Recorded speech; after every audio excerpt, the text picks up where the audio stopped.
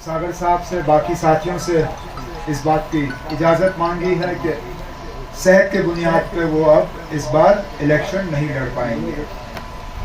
अब हमारी जिम्मेदारी बनती है कि श्रीनगर पार्लिमानी हलके से हम सबसे बेहतरीन उम्मीदवार जो है लोगों के सामने पेश करें कि उस उम्मीद के साथ कि यहाँ से हमारे वर्कर जो हैं उनको कामयाब करके दिल्ली आपकी नुमाइंदगी करने का मौका जो है वो हम दे दें। लेकिन ये इलेक्शन जो है इसको आम इलेक्शन के तौर पे मत समझिए, क्योंकि पिछले इलेक्शनों से ये बहुत बदला हुआ इलेक्शन। अगर हम श्रीनगर की बात करें तो लगातार 30 साल हमारे इलेक्शनों पे किसी न किसी तरह का असर हुआ है, जिसकी वजह से लोगों ने इलेक्शन में हिस्सा नहीं लिया। चाहे वो बंदूक का खौफ, चाहे वो बॉयकॉट का ऐलान। हमारी सियासत श्रीनगर में बहुत छोटी हो गई थी। चंद इलाके बाहर आते थे, वोट देते थे और उसी बुनियाद पे जो है श्रीनगर शहर की सियासत जो है वो आगे चलती थी। इस बार जो आने वाला इलेक्शन है, जिसपे 13 मई को यहाँ पे वोट डाले जाएंगे श्रीनगर में, इस बार माहौल अलग होगा। इस बार कहीं से बॉयकॉट का ऐलान नहीं होगा। इस बार बंदूक का भी असर रसूख जो है बहुत कम देखने को मिलेगा। इस बार श्रीनगर के लोगों को तय करना होगा कि वाकई वो यहाँ की सियासत में हिस्सा लेना चाहते हैं या नहीं। उनको तय करना होगा कि वाकई वो अपनी आवाज बुलंद करना चाहते हैं या नहीं। उनको तय करना होगा कि वाकई वो अपना नुमाइंदा जो है चुनना चाहते हैं या नहीं।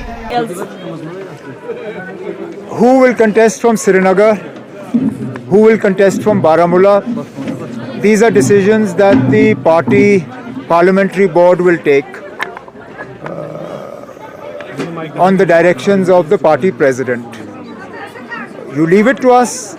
Whoever we feel is the most appropriate candidate for these two constituencies will be fielded on behalf of the National Conference, and we hope and expect that our candidates will receive widespread support from the voters in all the constituencies. Well, sir, Ms. Mufti has said that she feels disappointed and her workers feel dismay after the remarks made by Omar Abdullah about her party. What is your take? I have not made any remarks about her party, and therefore I have nothing to say on this. अमर साहब, मैं बताऊं, उसने कहा है कि वो पांचों सीटें जो हैं उन पे अपने कैंडिडेट्स खड़ा करेंगे। अभी थोड़ी देर पहले प्रेस कॉन्फ्रेंस भी है उनकी पार्टी हेडक्वार्टर पे। क्या कहना चाहेंगे? मैं कुछ नहीं कहूँगा ना, मैं क्या कह सकता हूँ इसमें।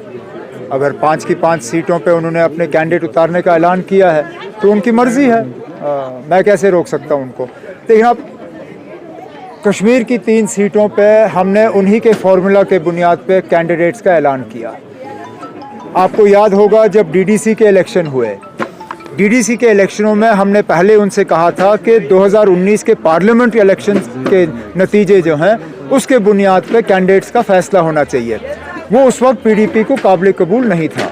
पीडीपी ने उस वक्त हमसे कहा था कि पार्लियामेंट के इलेक्शन के बुनियाद पे नहीं, 2014 के असेंबली इलेक्शन के नतीजों के बुनियाद पे जो है कैंडिडेट्स का फैसला होना चाहिए। फैसला ये हुआ था कि जो जहाँ से जीता वहीं से उनके कैंडिडेट जो हैं उठाए जाएंगे और हम उस पर कायम रहे। तो इस बार भी पार्लियामेंट इलेक्शन में वही फॉर्मूला इख्तियार हुआ। जहाँ से हम जीते वहाँ से हमने कैंडिडेट्स का फैसला किया था। ये हमने उनसे ज़रूर कहा था कि पार्लियामेंट में क्योंकि गुंजाइश नहीं है, असेंबली के लिए हम गुंजाइश जो है वो रखना चाहते हैं। अब अगर महबूबा जी ने ये फैसला कर लिया है कि वो 5 की 5 सीटों पे जो है अपने उम्मीदवार खड़ा कर रहे हैं, तो शायद फिर वो असेंबली के लिए भी अब किसी तरह का अलायंस नहीं चाहती। अगर ऐसा ही है तो फिर मैं क्या कह सकता हूँ। हमने तो दरवाज़ा खुला रखा था, अब अगर उन्होंने वो दरवाज़ा बंद किया है तो वो हमारा कसूर नहीं है। Azad Sahib is also contesting now from the Anantnag Rajouri seat. So do you see this competition becoming more dicey in coming time? Not at all. In fact, I'm quite surprised that Azad Sahib has chosen to fight from Anantnag Rajouri Poonch. I would have thought that if he's that keen to enter parliament, he should have fought from his bastion. His strength is believed to be Chenab Valley. I would have thought he would have fought the Udhampur seat.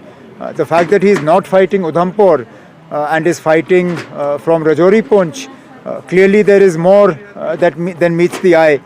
जैसे कहते हैं दाल में कुछ काला है।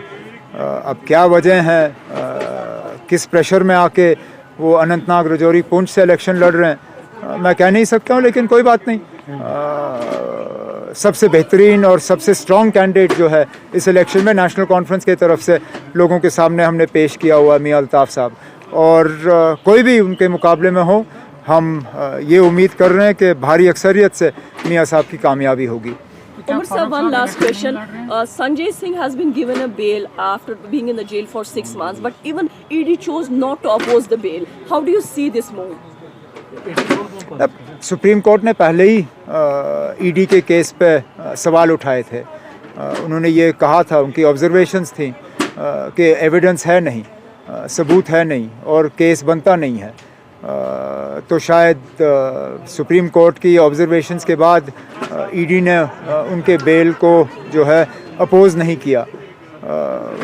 आमतौर पे आम आदमी पार्टी वाले कहते हैं कि इस केस में कोई ज़्यादा दम है नहीं।